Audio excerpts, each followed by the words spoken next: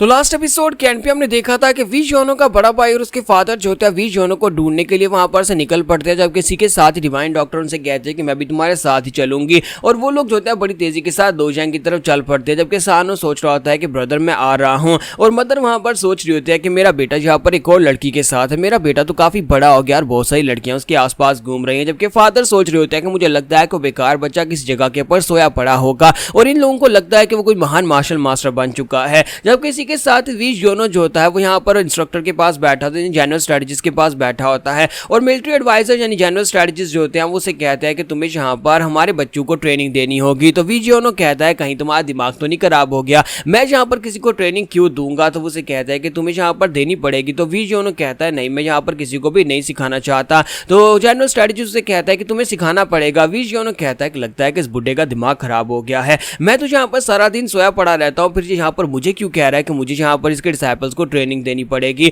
तो वी जोनो से कहता है कि मिस्टर स्ट्रेटजिस्ट मुझे लगता है कि आपको यहाँ पर किसी ऐसे टीचर की जरूरत है जो कि यंग और एफिशिएंट हो। हाँ मैं यंग तो हूँ लेकिन मैं एफिशिएंट तो बिल्कुल भी नहीं हूँ, मुझे यहाँ पर सोना बहुत ज्यादा पसंद है, मैं सारा दिन लेटा रहता हूँ, इसलिए मैं क्वालिफाइड नहीं हूँ। तो मास्टर से कहता है कि मुझे पता है कि तुम पूरी तरह से क्वालिफाइड हो। और कब से यहाँ पर उम्र की बात होने लगी, यानी कि यहाँ पर एज को नहीं देखा जाता, म्यूजियम के अंदर स्किल्स को देखा जाता है। और अगर तुम्हारे पास स्किल्स हैं तो फिर तुम किसी को भी यहाँ पर सिखा सकते हो, हमें इस बात से फर्क नहीं पड़ता कि तुम सोए रहते हो या क्या करते हो, लेकिन अगर तुम यहाँ पर हमारे सोल्जर्स या फिर हमारे डिसाइपल्स को सिखाओगे तो हम लोग उनको इससे फायदा हो सकता है। बताओ कि तुमने अपने मास्टर से कैसे सीखा होगा अगर तुम यहाँ पर इतने ही बेकार इंसान हो, मुझे नहीं लगता कि तुम सारा दिन सोए रहते हो। तो वी जोनो अपने मास्टर को याद करता है कि उसके मास्टर किस तरह से उसे ट्रेनिंग देते रहे, 5 साल तक उसे टॉर्चर करते रहे, जबरदस्ती उसे ट्रेनिंग करवाते रहे हैं। तो वी जोनो से कहता है कि मुझे नहीं लगता कि तुम यहाँ पर मेरे मास्टर के तरीकों के मुताबिक अपने डिसाइपल्स को मुझसे सिखवाना चाहोगे। तो जनरल स्ट्रेटजिस्ट कहते हैं कि मैं तो यहाँ पर सिखवाना चाहता हूँ, यही तो हम जानना चाहते हैं कि आज तुम्हारे मास्टर ने तुम्हें कौन सी स्पेशल ट्रेनिंग दी है जिसकी वजह से तुम इतने ज्यादा खास और पावरफुल हो गए हो।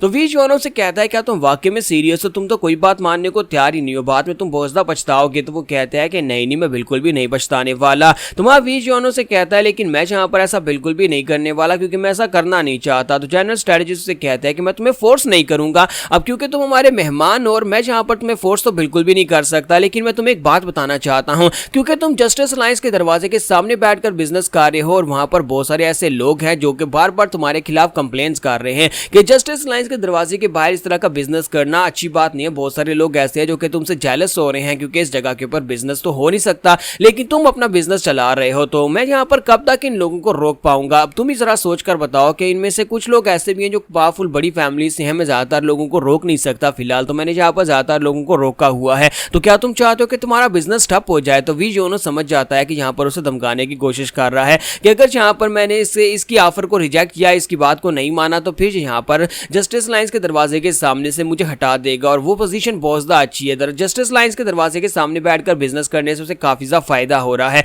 लोग जस्टिस लाइंस के दरवाजे की वजह से यहाँ पर उसके ऊपर विश्वास करके उसके पास 3 न्यांग में भी वो बुक कॉपी कर रहे हैं। तो वी जोनो कहता है तो फिर ठीक है, मैं यहाँ पर एक कॉन्ट्रैक्ट लिखना चाहता हूँ, पहले कॉन्ट्रैक्ट साइन होगा और उसी के बाद मैं तुम्हारी बात मानूंगा। तो जनरल स्ट्रेटजिस्ट से कहता है बताओ कॉन्ट्रैक्ट में क्या होगा। तो वी जोनो कहता है कि मैं उसके अंदर ये लिखना चाहता हूँ कि चाहे मैं यहाँ पर तुम्हारे डिसाइपल्स को जो कुछ भी सिखाऊं तुम में से कोई भी यहाँ पर उस सब में टांग नहीं अड़ाएगा और उस सब में जो कुछ भी होता है उसमें रिस्पॉन्सिबिलिटी सिर्फ और सिर्फ तुम्हारी होगी, मेरी नहीं। यानी कि अगर तुम्हारे डिसाइपल्स उस ट्रेनिंग के दौरान मर भी जाते हैं तो मेरा इस सब से कोई लेना देना नहीं होगा। और दूसरी बात, जितने डिसाइपल्स को तुम सिखवाना चाहते हो पर पर्सन के हिसाब से एक गोल्डन यांग लगेगा। तो क्या तुम्हें ये कंडीशंस मंजूर है। साथ ही वीडियो ने सोच रहा होता है कि मुझे नहीं लगता कि ये इन कंडीशंस को मानने वाला है क्योंकि कोई भी समझदार इंसान इन कंडीशंस को नहीं मानेगा। जबकि मास्टर जनरल स्ट्रेटजिस्ट से कहते हैं कि हाँ क्यों नहीं, मुझे लगता है कि इतना तो तुम्हारा बनता है, एक गोल्डन यांग तुम्हें पर पर्सन के हिसाब से मिल जाएगा, मैं यहाँ पर इस शर्त को साइन करने को तैयार हूँ। तो वी जोनो कहता है लो मेरी तो वाट लग गई है, बुढ़ा खूसट कहीं का, ये तो यहाँ पर पूरी तरह से तैयारी करके आया हुआ है,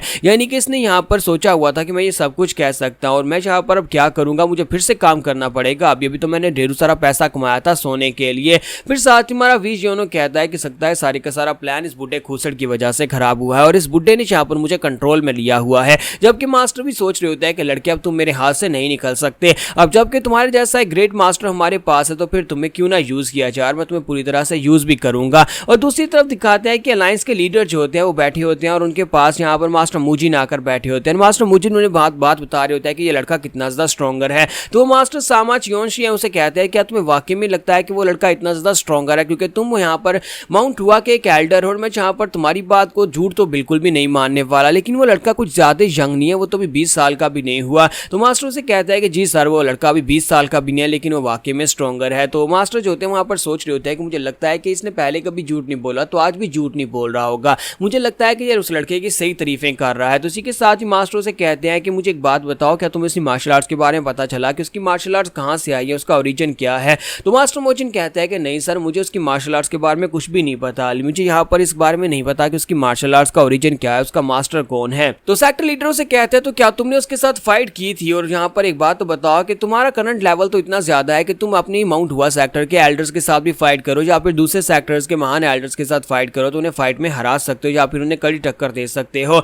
तो फिर यहाँ पर तुम उसके साथ फाइट करने के बाद इतनी आसानी से कैसे हार गया है, जहाँ पर क्या मसला बना। तो मास्टर मोचिन आगे से बिल्कुल खामोश होते हैं और कहते हैं कि अगर मैं सच्ची बताऊं तो वो लड़का मुझसे बहुत ज्यादा स्ट्रॉन्गर हो चुका है और मैं यहाँ पर एक बार पहले स्वर्ड सेंट के साथ फाइट कर चुका हूँ और स्वर्ड सेंट के साथ फाइट करते वक्त मुझे इतना डर महसूस नहीं हुआ था जितना यहाँ पर इस बच्चे के साथ फाइट करते वक्त मुझे महसूस हुआ है। इसका मतलब यह है कि ये लड़का स्वर्ड सेंट से भी ज्यादा पावरफुल है। तो ये बात सुनने के बाद सेक्टर लीडर सोच रहे होते हैं कि ऐसा कैसे हो सकता है। इस वक्त स्वर्ड सेंट जो है वो यहाँ पर हाईएस्ट 10 रैंकिंग में शामिल है, लेकिन इसके बावजूद वो स्वर्ड सेंट से भी ज्यादा स्ट्रॉन्गर है। एक बच्चा स्वर्ड सेंट से ज्यादा स्ट्रॉन्गर कैसे हो सकता है। तो इसी के साथ सेक्टर लीडर उठकर खड़े हो जाते हैं और उसे कहते हैं तुमने जो बातें की हैं वो बातें सुनने के बाद मेरा जो हार्ट है वो बड़ी तेजी के साथ पाउंडिंग कर रहा है और मुझे यहाँ पर बहुत ज्यादा एक्साइटमेंट फील हो रही है। और साथ ही वो अपने प्रेशर को रिलीज करते हैं, अपनी पावर्स को रिलीज करते हैं। और मास्टर मोचिन कहते हैं कि लायंस लीडर जी आप क्या कर रहे हैं। तो लायंस लीडर उसे कहते हैं कि मैं यहाँ पर काफी अरसे से अपने आप को स्ट्रॉन्गर समझकर बैठा हुआ हूँ, मैं अलायंस लीडर हूँ क्योंकि मैं यहाँ पर इतना स्ट्रॉन्गर था, इसी वजह से मुझे ये गद्दी दी गई थी।